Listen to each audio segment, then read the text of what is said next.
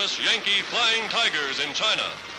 For many months, their bullets held open the Burma Road, beating a deadly tattoo upon the planes of Japan's Air Force. Former Army, Navy, Marine officers, transport pilots, they're the last of the world's soldiers of fortune. Today, they're a part of America's flying forces fighting the Battle of China. Volunteering before the United States entered the war, these amazing young men have astounded the world with their deeds of heroism and daring. Their leader, 50-year-old General Claire Chennault, for 5 years advisor to the Chinese Air Force. His knowledge of Japanese aerial tactics he passed along to his American volunteers.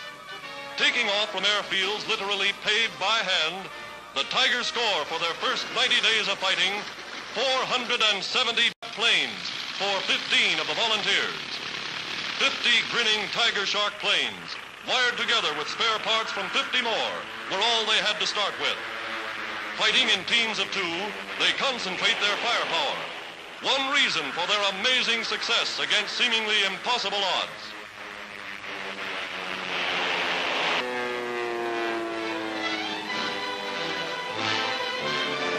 American Flying Tigers.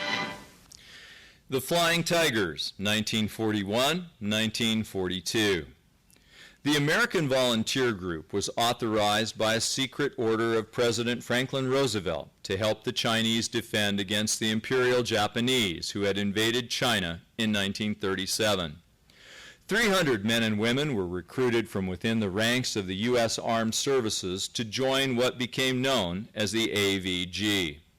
Each signed a 1-year contract with Central Aircraft Manufacturing Corporation, a private military contractor, to protect Chinese interests by attacking Japanese military forces in China.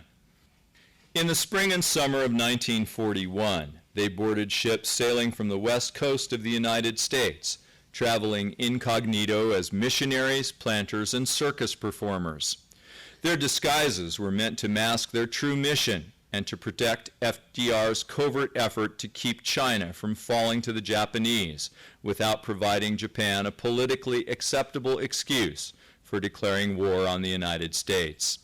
Within weeks, their heroic exploits captured the imagination of the world.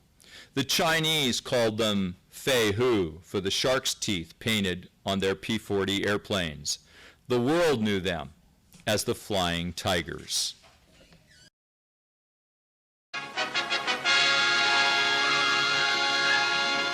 Flying Tigers, the famous American volunteer group, wing their way across China for the last time as volunteers. For 8 months, these Chinese signs have been the only insignia of the most spectacular and efficient fighting force in aviation history.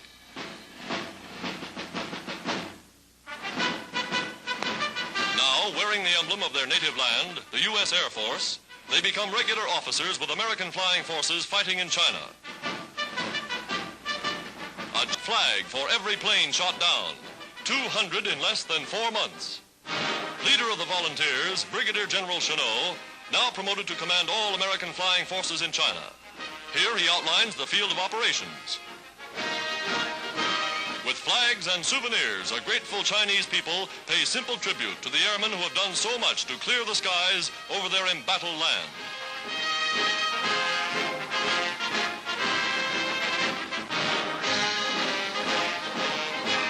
Clearing the skies for much-needed supplies. Supplies which in turn are exchanged for the valuable raw products of China.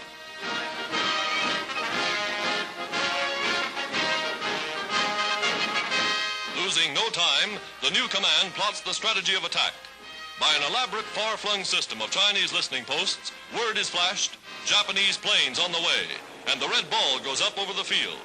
Signal for pilots to take to their ships. The Flying Tigers going into action for the first time in the uniforms of Uncle Sam.